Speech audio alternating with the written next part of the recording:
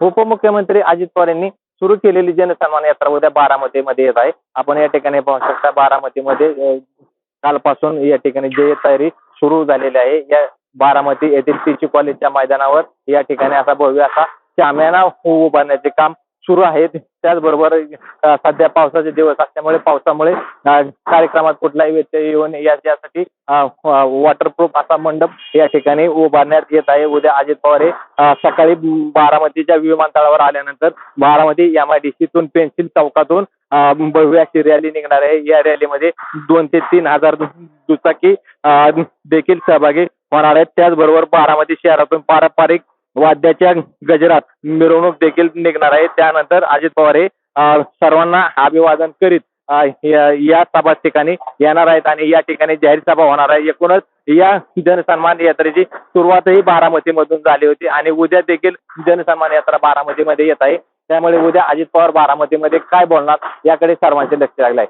मंगेश केसरी, साम TV news, Baramati. देश विदेशातील प्रत्येक घडामोडींचे लाईव्ह अपडेट मिळवण्यासाठी आता साम टीव्हीच्या सर्व सोशल मीडिया प्लॅटफॉर्मला लाईक, फॉलो आणि सबस्क्राईब करा। तसंच सर्व नोटिफिकेशनसाठी बेल आयकॉन प्रेस करायला विसरू नका।